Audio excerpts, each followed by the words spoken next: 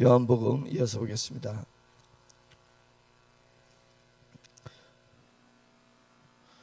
요한복음 13장 21절부터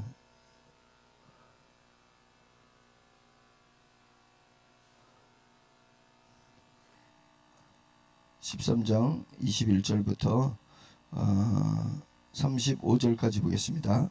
21절에서 35절 같이 보겠습니다. 시작. 예수께서 이 말씀을 하시고 심령이 괴로워 증언하여 이르시되 내가 진실로 진실로 너에게 이르노니 너희 중 하나가 나를 팔리라 하시니 제자들이 서로 보며 누구에게 대하여 말씀하시는지 의심하더라. 예수의 제자 중 하나 곧 그가 사랑하시는 자가 예수의 품에 의지하여 누웠는지라.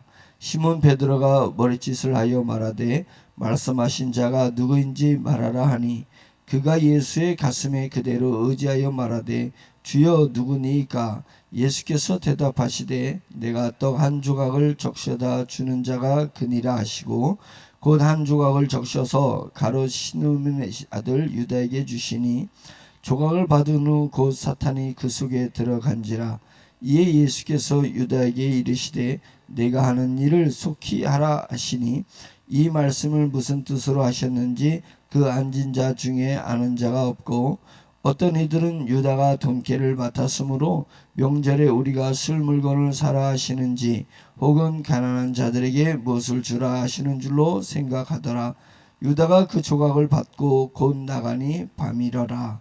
그가 나간 후에 예수께서 이르시되 지금 인자가 영광을 받았고 하나님도 인자로 말미암아 영광을 받으셨도다.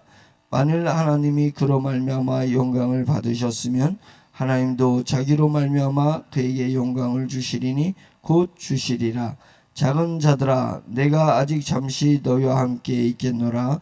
너희가 나를 찾을 것이나 일찍이 내가 유대인들에게 너희는 내가 가는 곳에 올 수 없다고 말한 것과 같이 지금 너희에게도 이르노라. 새 계명을 너희에게 주노니 서로 사랑하라. 내가 너희를 사랑한 것 같이 너희도 서로 사랑하라. 너희가 서로 사랑하면 이로써 모든 사람이 너희가 내 제자인 줄 알리라. 아멘.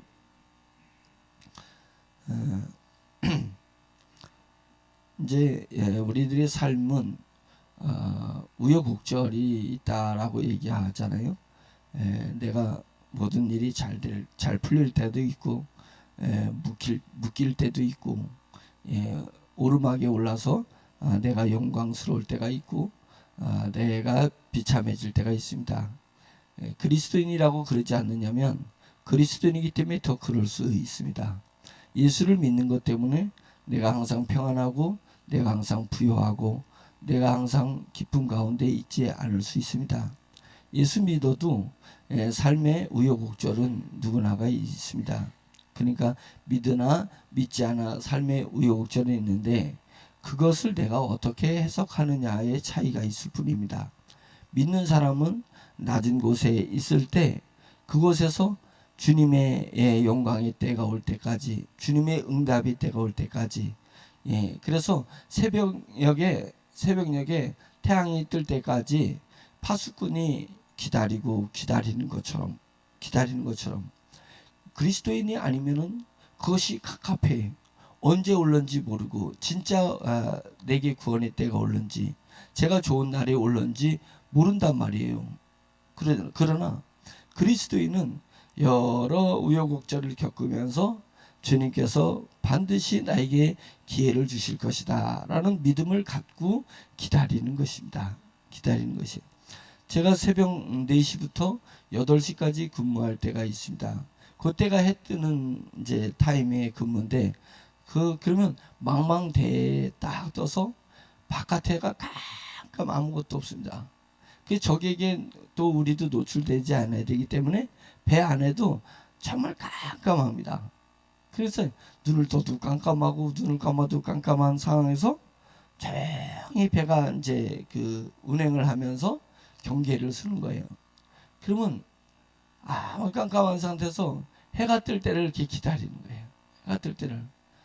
자, 그러면 이제 6시가 이제 거의 다 되면 이제 그 계절마다 다르지만은 이제 해가 뜰 때가 다 되면 여지없이 어둠을 뚫고 쫙 동쪽에서 이렇게 이제 노을이 지면서 새벽 노을이 쫙 비치는 거예요. 그러면 잠시 태양이 떠오를 때는 쑥 올라와 버립니다. 그래서 어둠이 지륵 같은 어둠이 한참 되는 것 같더니 어느새 내 기운이 보여요. 이렇게 조짐이 쫙 보인다면은 여지없이 태양이 그냥 수평선을 넘어서 쭉 힘있게 솟아오르는 그런 것을 제가 매일 봤습니다. 그 모습을 보면서 제 마음속에 인생에서도 그 믿음을 가져야 된다. 그 깜깜했을 때 아무것도 보이지 않았을 때 내 마음속에는 태양이 떠오를 것이라는 믿음, 그것이 경험을 통해서 일어났잖아요. 우리 믿는 사람에도 과거를 기억해라. 과거를 기억해 보세요. 하나님께서 나에게 구원의 손길을 주셨고 지금 오늘 내가 이 자리에 선 것은 끊임없이 내가 기도를 반복하는 가운데서 여러 가지 상황에서 하나님께서 나를 연단하시고 훈련하신 후에는 여지없이 구원의 손길을 내주지 않으셨냐. 여러분, 그것을 우리가 느끼지 않습니까? 그렇다면, 그런 경험을 가지고 있다면 지금 그 경험이 내 마음속에 믿음으로 확고하게 붙어 있어야 된다. 붙어 있어야 된다는 것입니다. 신앙은 뭐예요? 내 마음이 믿음을 잡는 거예요. 내 마음이 믿음을 붙드는 거예요. 꽉 붙드는 거예요. 믿음만이 우리를 구원시키는 것입니다. 내가 나를 구원시켜요? 내 마음이 나를 구원시켜요? 내 마음은 변화무쌍해. 이게 어떻게 확인할지 모르는 겁니다. 환경에 따라서 내 마음이 시시각각으로 변합니다. 그러니까 내 마음이 믿음을 잡으려고 해야 돼요. 믿음이 내 마음속에 있는 것이라고 생각하면 안 돼요. 믿음은 하나님의 선물입니다. 하나님의 선물이에요. 반드시 너를 구원하신다. 내가 내 손에서 아무도 너를 빼앗을 자가 없다. 내가 영원토록 너를 붙들어준다. 이런 것이 믿음이에요. 예수 그리스도를 내가 어떻게 노력해서 믿을 수 있겠어요? 믿음이 내 안에 쑥 들어왔던 것입니다. 그러니까 내 마음이 믿음을 붙드셔야 돼요. 내 마음이 믿음을 붙드는 것이 신앙인 거예요. 신앙이 있습니다. 그래서 이제는 어떤 어려움이 닥쳐서 사람들이 나한테 뭘 하려든 돌을 들든 욕을 하든 그게 뭔 상관이 나랑. 그건 너네 일이고 나는 내 믿음을 붙드는 것입니다. 딱 붙드네요. 예전에는 좀 흔들리기도 했어요. 이런 상황이 되면 어떻게 되나 막 이러기도 했습니다. 요즘은 이제 하나님이 이제 하도 훈련하고 연단해서 그런지 이제는 꿈쩍도 안 해요. 눈 하나 깜짝 안 해요. 그러더니 여지없이 새벽녘에 동이 트기 전에 노을이 이렇게 쫙 펴오르듯이 이제 조짐들이 이렇게 쭉 보이는 것을 보는 거예요. 지금 사업적인 얘기를 하는 겁니다. 조짐들이 이렇게 쭉 보여요. 보이는 걸 보면서 여지없이 주님은 정말 틀림없이 주님은 믿고 기다리는 사람에게, 믿음을 마음으로 꽉 붙든 사람에게 하나님은 구원의 때를 주신다. 그런 것입니다. 그러면 그 맛을 느끼는 겁니다. 신앙인이 항상 평안하고 항상 즐겁고 항상 기쁘고 항상 부여하고 이런 게 어디 있어요? 그런 거 없어요. 죽는 날까지 그거 바랐다가는 실망할 거예요. 우리는 여러 가지 파동처럼 내려갈 때도 있고 올라갈 때도 있고 그런 것입니다. 그런 가운데서 우리 마음이 그것을 즐길 수 있어야 된다. 즐길 수 있어야 된다. 누군가에게 파도는 두려운 것이지만 누군가에게 파도를 기다리는 사람이 있습니다. 왜냐하면 파도를 타기 위해서. 누군가에게 바람은 두려운 것이지만 누군가는 그 바람을 기다리는 사람이 있습니다. 그것을 타는 사람이 되어야 되는 것이지 바람이 없기를 기대하는 사람이 돼서는 안 되는 것입니다. 맞잖아요. 우리 그리스도인들은 그것입니다. 바람을 타는 사람, 파도를 타는 사람이 돼야 된다. 그것은 믿음을 내 마음이 붙드는 거예요. 믿음을 내 마음이 붙드는 거예요. 그러면 하나님께서 반드시 나를 강하고 담대하고 하나님의 위대한 인물, 믿음의 거장을 만들어 주실 줄 믿습니다.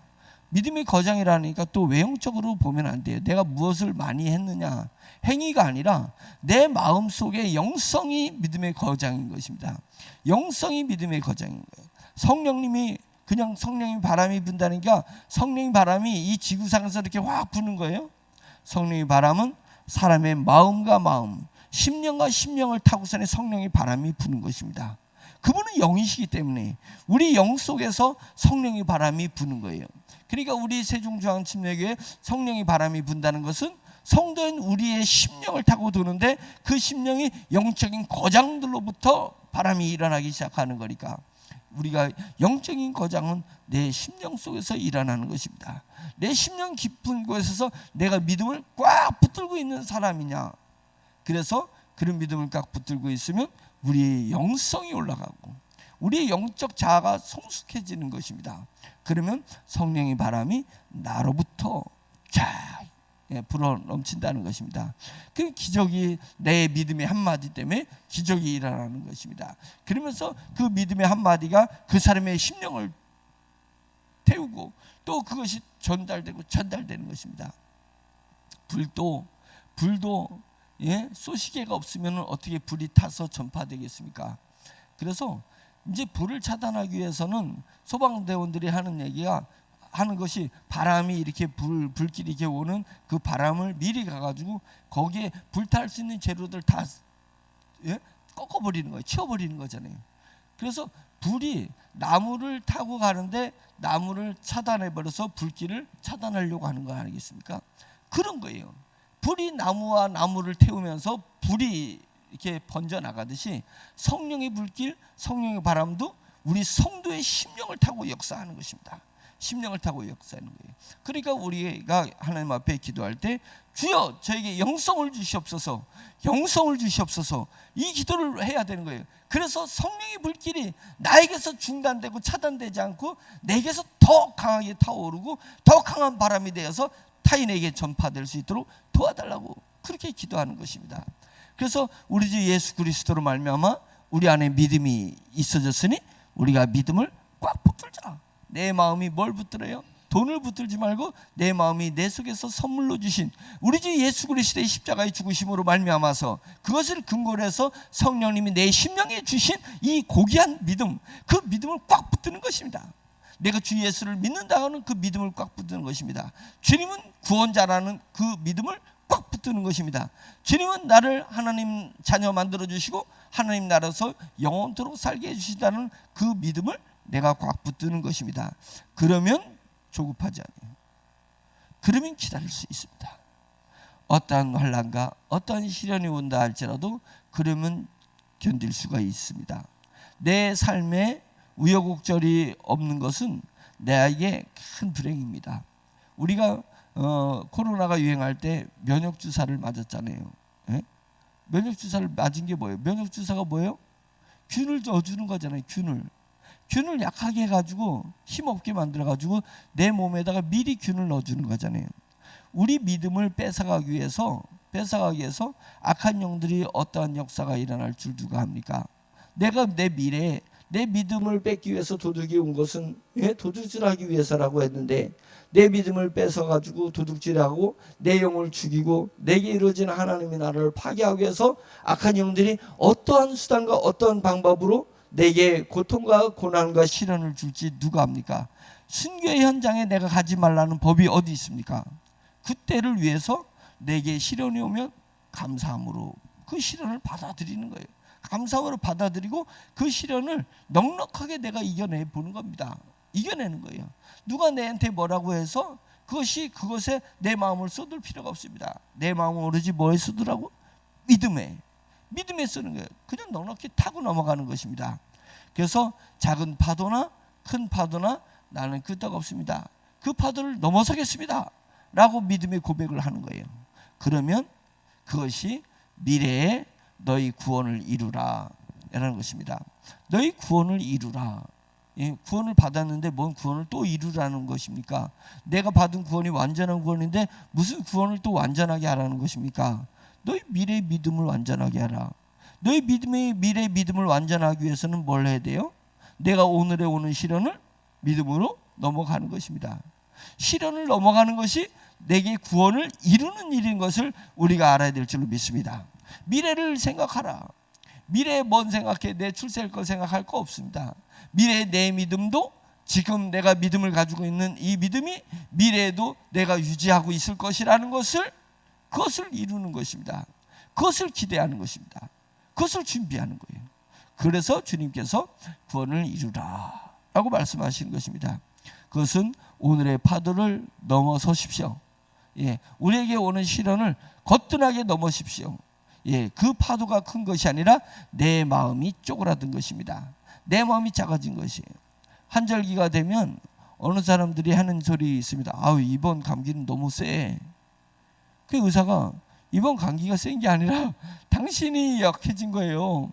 당신 몸이 피곤해지고 면역력이 떨어진 거니까 세게 느껴지는 거예요. 감기균은 똑같은 놈이에요. 똑같은 놈이 온 거예요. 근데 내가 면역력이 있었을 때는 그 감기균을 내가 이겨내고 넘어섰는데 내가 면역력이 떨어지니까 몸이 약해져 있으니까 내가 그것을 넘어서지 못한 것입니다. 그것입니다. 감기균처럼 마찬가지예요. 우리도 시련은 똑같은 거예요. 시련은 똑같은 거고 하나님이 감당할 시험밖에는 우리에게 허락하지 않으셨다 하는 거예요. 그리고 우리가 시험 들 즈음에는 피할 길을 내주신다 이렇게 주님께서 말씀하셨습니다. 그러니까 우리는 믿음을 내가 꽉 붙들면 아무것도 아닌 게 되는 거예요. 믿음을 꽉 붙들면 아무것도 아닌 것입니다. 그래서 우리가 믿음 부여잡고 내게 주어지는 시련과 환난과 어려움과 곤핍함이 있다면 그것을 우리 다 같이 넘어가기를 예수 그리스도의 이름으로 축원합니다. 내게 믿음을 붙들고 있는 한 성령님이 나를 통해서 역사하십니다. 성령님이 나를 통해서 거룩한 그 영께서 나를 통해서 역사한다는 것처럼 좋은 것이 어디 있겠습니까? 가룟 유다는 마귀가 그 안으로다가 들어갔다고 했습니다. 오늘 본문에 그랬잖아요. 27절에 그 예수님이 떡 한 조각을 가룟 유다한테 줬어요. 이미 때가 됐다는 것입니다. 그러니까 조각을 받은 후 곧 사탄이 그 속에 들어간지라 라고 얘기했습니다. 사탄이 가룟 유다 속에 쑥 들어갔습니다. 그래서 가룟 유다는 이때부터 자기가 하고자 하는 이것을 한 것이 아니라 사탄이 하고자 하는 일을 자기가 한 것입니다. 얼마나 불쌍해요. 얼마나 불쌍해요. 내 인생을 나를 위해서 내가 내 인생을 써야 되는데 사탄을 위해서 내 인생을 쓰고 있다라면 그것이 얼마나 불쌍한 거예요. 그러니까 정신을 바짝 차려야 되는 거예요. 뭐야? 사탄을 위해서 지금 내가 숙주가 된 건가? 숙주가 뭐예요? 숙주나물에 숙주도 있지만 숙주는 뭐냐면 기생해야 되는 그 생물이 자기 혼자서는 살 수가 없어요. 몸이 없어. 그러니까 뭐냐면 어떤 영양분을 가지고 있는 동물이라든지 식물 속에 자기가 들어가 가지고 거기서 사는 거예요. 거기서 사는 거예요. 거기서 이용당하는 그 동물이나 이용당하는 그 식물을 숙주라고 하는 거예요. 숙주. 그러니까 사탄이 우리 몸속에 들어와 가지고 우리를 숙주 삼아서 지 일을 하는 거야. 자기 일을. 그러면 되겠냐 이거예요. 그래서 가룟 유다는 숙주가 들어갔어요. 숙주가 됐어요. 뭐의 숙주가 됐어요? 사탄의 숙주가 됐습니다. 그래서 사탄의 일을 하다가 자기 믿음을 도둑질을 당하고 자기 영혼이 파괴 죽고 하나님 나라에 이르지 못하는 그런 불쌍한 신세가 가룟 유다예요. 정말 인생의 뒤안길에서 요한이 이렇게 노골적으로 요한복음처럼 가룟 유다를 지목한 사람이 없습니다. 없습니다. 그래서 가룟 유다는 매우 똑똑한 사람이었잖아요. 가룟 유다만 예루살렘 사람이었습니다. 다 나머지는 시골뛰기였습니다. 갈릴리 시골뛰기였습니다. 요한은 그 당시에 가룟 유다는 나이가 요한보다 연장자였고 회개를 맡은 사람이었기 때문에 똑똑한 사람이었습니다. 요한은 가장 어린애였어요. 어린애여서 예수님이 엄청 귀엽게 여기는 보호하는 사랑받는 사람이었단 말이에요. 그래서 원래 막둥이를 이렇게 좋아하잖아요. 막둥이를 이렇게 끼고 있잖아요. 그렇듯이 요한은 막둥이였습니다. 20대가 안 됐을 수 있습니다. 그랬던 요한이 자기보다 형이고 그 다음에 자기보다 더 똑똑했고 자기보다 출신 성분이 좋았던 가룟 유다가 너무 안타까운 거죠. 너무 안타깝죠. 이제는 하나님 나라를 바라보는 요한의 입장에서, 물론 이제 요한은 바로 하나님 나라를 간 것이 아니라 요한계시록을 쓰고 하나님 나라에 갔기 때문에 그는 하나님 나라를 자기 영혼이 가서 보기 전에 자기 영혼이 자기 몸에서 분리돼서 하나님 나라를 본 거예요. 그리고 요한계시록을 썼습니다. 이제 하나님 나라를 바라볼 나이에 있는 요한 입장에서 너무 요한은 안타깝고 안타까운 거예요. 가룟 유다가 안타까운 거예요. 사탄의 숙주가 된 가룟 유다가 얼마나 안타깝고 불쌍하겠어요. 그래서 우리 성도들한테 여러분 가룟 유다처럼 되지 마세요. 그것을 얘기하는 거예요. 예수님을 직접 면전에서 보았고 예수님의 제자 12제자의 택함을 받아서 예수님과 같이 3년을 같이 공생애를 보냈던 우리 형님, 똑똑했던 그 형 가룟 유다가, 가룟 유다가 얼마나 불쌍했냐고요. 그 안에 사탄의 숙주가 돼가지고 그냥 주님을 파는 것. 근데 주님은 주님을 팔았다 해서 주님의 뭐가 있어요? 주님은 영광을 받으셨다고 했습니다.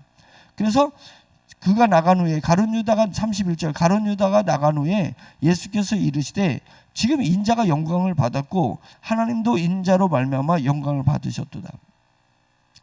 그가 사탄 짓 한다고 그래가지고 우리 영광을 받으실 우리 주 예수 그리스도께서 그 영광은 십자가와 그 후의 부활을 얘기하는 것입니다. 예, 부활이 있으려면 죽음이 있어야 되잖아요. 십자가가 없이 어떻게 부활이 있을 수 있겠냐. 그래서 영광이라고 다 부활까지 뭉뚱그려서 죽으심과 그러니까 고통받으심과 죽으심과 부활하심, 이것을 뭉뚱그려서 영광을 받으신다, 이렇게 표현하신 것입니다. 가룟 유다는 그저 지가 사탄의 숙주가 되어서 사탄의 일을 했을 뿐이에요. 그것이 주님에게 무슨 영향이 있었겠냐고요. 하나님 나라에 무슨 영향이 있어요? 하나님의 나라는 하나님의 나라 일을 하는 것입니다. 주님은 주님의 길을 걸으시는 것입니다. 여호와 하나님은 그분이 섭리하신 구속의 길을 걸으시는 것입니다. 예정한 길을 걸으시는 것입니다. 마찬가지로 우리도 우리의 길을 걸어야 됩니다. 우리도 믿음의 길을 걷는 것입니다.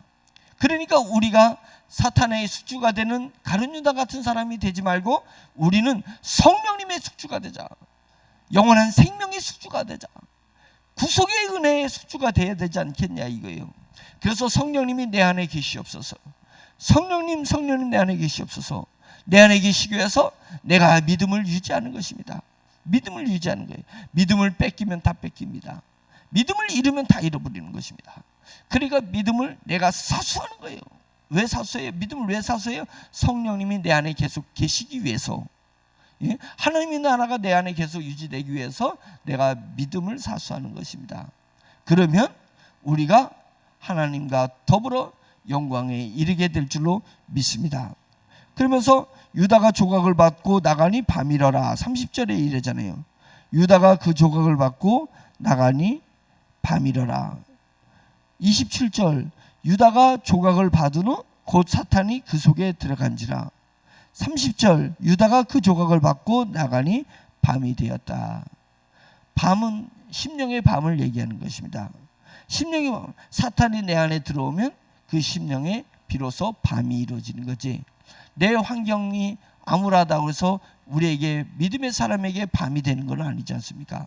우리 믿음의 사람에게는 늘 빛 대신 우리 주 예수 그리스도를 말미암아서 우리가 빛 가운데 거하는 것입니다. 너가 빛을 믿으라. 그러면 빛의 자녀가 될 것이다. 주님께서 말씀하시잖아요. 빛을 믿으라 이거예요. 빛 대신 나 우리 주 예수 그리스도를 믿으라. 주 예수 그리스도를 믿으세요. 그러면 우리는 빛 가운데 거하게 되고 어둠의 길을 잃고 어둠에 거하는 사람이 되지 않을 것입니다. 근데 유다는 사탄의 숙주가 되는 다음부터 되면서 그 예수님을 떠나서 바깥으로 뛰쳐나갔어요. 바깥으로 뛰쳐나가니까 뭐가 됐어요? 밤이더라 이게. 뭔가 지금 시적인 표현 아니겠습니까? 나가니까 밤이었어요. 나가니 밤이러라. 밤에 나갔다. 그런 것도 아니고 유다가 그 조각을 받고 이제 예수님을 떠나서 사탄의 일을 하러 이제 나가니 그의 인생에 밤이 온 것입니다. 밤입니다. 예전에 예수님께서 사역 초기 때 예수님이 내 살을 먹고 내 피를 마시라, 그래야지 너에게 영생이 있다라는 메시지를 던질 때 사람들이 우리가 뭐 식인종이야? 라고 하면서 그 영적인 메시지를 곡해하고 다 예수님을 떠나갔다고 했습니다. 그 예수님께서 제자들에게 너희도 나를 떠나갈 거냐? 라고 얘기했습니다. 나를 떠나가면 너희에게 밤이 와. 나에게서 너희의 마음이 멀어지면 너에게 밤이 오는 거야. 그때 비로소 밤이 오는 거야. 그러면 사탄의 짓을 하는 거야. 그래서 예수님께서 너희도 나를 떠나갈 거냐? 라고 얘기했을 때 베드로가 딱 용감 무삼에게 주님 앞에 나와서 주여, 영생의 말씀이 주께 있사오니 우리가 누구에게로 가오리까? 이 고백을 할 거잖아요. 영생의 말씀이 주께 있습니다. 주님에게 영생이 있습니다. 주님이 빛입니다. 근데 우리가 주님 말고 누구를 쫓아갈 거냐 이게요. 세상 누구를 쫓아갈 거냐 이게요. 세상에서 영생을 우리에게 주는 자가 누가 있겠냐 이게요. 없습니다. 세상에서 영생 줄 자가 어디 있어요. 근데 우리는 간혹 세상 사람들을 쫓아갈 때가 많이 있습니다. 세상 사람들을 쫓아가는 것은 뭐 때문에 세상 사람 쫓아가요? 욕심 때문에 세상 사람들을 쫓아가는 거예요. 육신적 욕심, 내 과거에 대한 꿈에 대한 욕심, 내 과거에 대한 미련에 대한 욕심 때문에 사람을 쫓는 거예요. 사람을 쫓는 거예요. 미래에 대한, 미래 천국에 대한, 하나님 나라에 대한 욕심이 있으면 우리는 반드시 성령을 쫓았을 거예요. 성령을 쫓아야 되는 사람이 되야 되는데 우리는 자꾸만 육신적 욕심이 있으니까 사람을 쫓는 거예요. 사람을 쫓는 거예요. 그 사람을 위해서 내가 쫓는 게 아니에요. 나를 위해서 그 사람을 쫓은 거잖아요. 나를 위해서. 저 사람한테 가면 내 욕심을 채울 것 같고, 저 사람한테 가면 내 비전을 채울 것 같기 때문에 사람을 쫓는 거예요. 저 사람한테 가면 내가 위로받을 것 같잖아요. 그래서 사람을 쫓는 거예요. 그러지 말고 골방으로 들어가셔야 돼요. 골방으로 들어가세요. 내 심령 속으로 들어가서 주님과 교제를 해야 돼요. 주님을 바라봐야 돼요. 그러면 이기는 힘이 거기서 나오는 것입니다. 세상을 이기는 이김은 무엇이겠어요? 세상을 이기는 이김이 내가 바라보는 것이 세상을 이길 수 있는 이김이 아닙니다. 세상을 이기는 이김은 뭐예요? 네 속에 있는 믿음이야 라고 했잖아요. 네 속에 있는 믿음이 너에게 주어진 환경을 이길 수 있고 너를 겁박하는 사단을 이겨낼 수가 있는 거야. 답은 네 안에 있는 믿음이잖아. 내가 그거 이기라고 믿음 넣어줬잖아. 그 네 마음이 왜 자꾸만 딴 데를 헤매고 있는 거야 이거? 예? 바보야.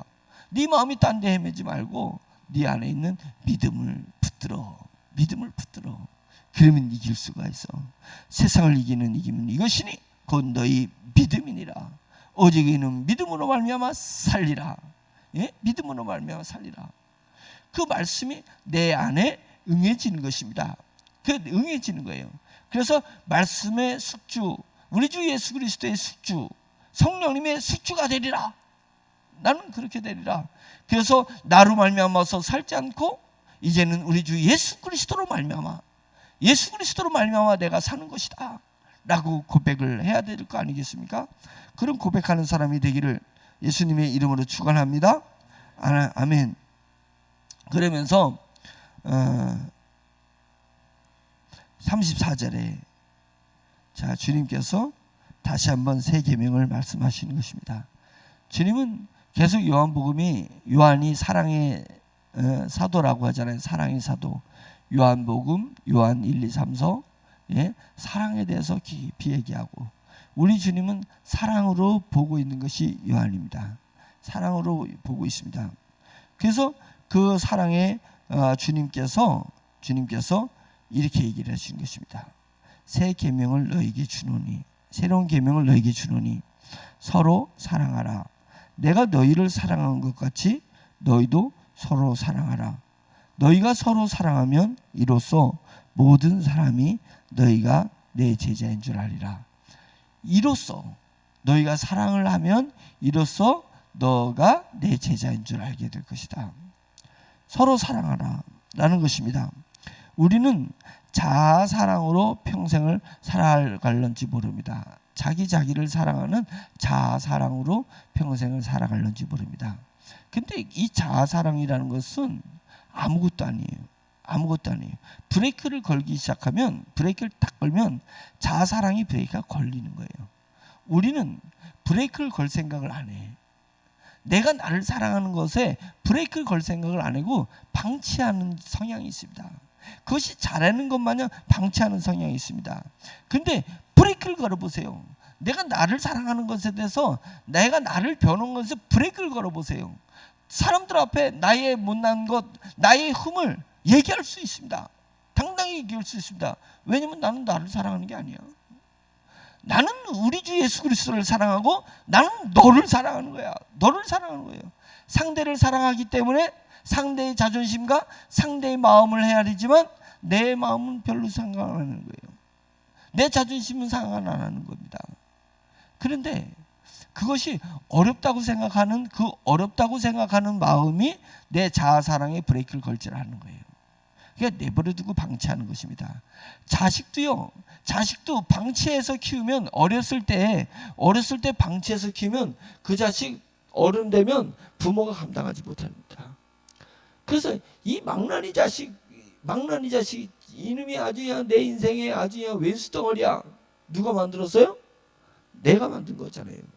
방치했잖아요. 그 자식을 방치해줬잖아요. 방치하지 않아도 되는데 브레이크를 안 걸었단 말이에요. 내 자식에 대해 브레이크를 안 걸었단 말이에요. 그 자식이 내 안에 있습니다. 내 육적 자아가 내 몸뚱이 자식보다 더 귀하고 더 애지중지하는 육적 자아가 내 속에 들어있는데 그놈을 방치했다는 거예요. 우리가 평생 그놈을 방치했다는 거예요. 그래서 어렸을 때 모태신앙이라고 자랑하는 사람이 있습니다. 모태신앙의 자랑거리는 뭐냐면 어렸을 때 내 육적 자아를 차단했다면, 어렸을 때 내 자기 자신을 사랑하는 것을, 자아 사랑을 차단했다면 그것이 모태신앙으로서 위대한 인물이 되는 거예요. 그 사람은 예수 그리스도를 사랑하고 타인을 사랑하는 사람으로 이타주의적인 사랑으로 바뀌었을 것이니까. 그러면 그 사람이 예수님의 제자구나, 저 사람이 참 그리스도인이구나 했을 거예요. 모태신앙자가. 왜? 조기에 하나님을 믿었기 때문에, 조기에 우리 주 예수 그리스도를 믿었기 때문에 자기 자아 사랑을 차단했을 거잖아요. 브레이크를 걸었을 거잖아요. 그래서 어렸을 때부터 규를 만들고 자기 자식을 식탁 교육을 철저히 시킨 부모는 그 자녀 동안에 자기가 늙어 죽을 때까지 자식의 효도를 받습니다. 자식의 효도를 받는 거예요. 언제? 식탁 교육을, 어렸을 때 식탁 교육을 잘 시켰기 때문에. 그래서 평생 자식의 효도를 받으면서 사는 거예요. 근데 어렸을 때 그 잠깐을 방치해버리기 때문에 망나니 자식한테 평생토록 왼수 생활하면서 마음의 고통을, 부담을 갖고 살게 되는 것입니다. 자, 남 얘기하는 거니 자식 얘기하고자 하는 것이 아니에요. 자기 자아를 아직도 언제까지 네 자아만 사랑할 거냐 이거예요. 천국은 가까이 오고 너 나이는 많이 점점 들어가는데 과거에 비해서 나이는 점점 늙어간다는 건 뭐예요? 점점 주님의 나라는 가까이 오고 있는데 언제까지 네 자아만 사랑하고 살 거냐. 우리 주님께서 서로 사랑하라. 발을 씻을 때도 얘기했잖아요.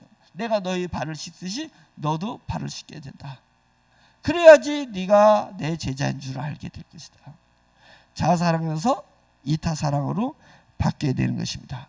이타사랑으로 바뀌게 되는 것입니다. 그것이 내가 나에서 멈추지 말고 자라나는 거예요. 자라나는 거. 제가 얘기했잖아요. 자라는 건 뭐냐면 공동체를 나라고 인식하는 사랑으로 자라나라는 것입니다.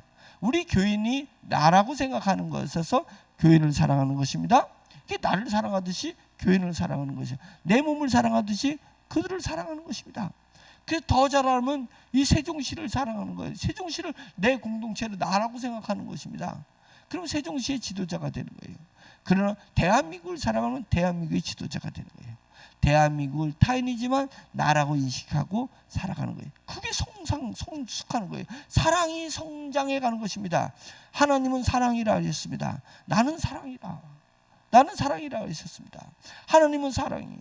내 사랑이 나에게서 타인으로 자라가는 것입니다. 확산돼 가는 거예요. 깊어져 가는 것입니다. 그러면 그것이 주님의 그리스도의 장성한 분량까지 우리가 자라난다, 이렇게 얘기할 수 있는 것입니다. 우리가 그런 것을 사모해야 돼요. 하나님의 말씀을 사모해야 되는 거예요. 주님, 저도 그러고 싶습니다. 주님의 말씀 한마디 한마디를 사모함으로 붙들어. 그러면 그렇게 되는 거예요. 그래서 내 안에 결단하라. 내 자아 사랑을 차단하는 거예요. 브레이크를 거는 거예요. 그리고 타인을 사랑하는 것에 대해서 집중하고 사모하는 거예요. 사모하는 거예요.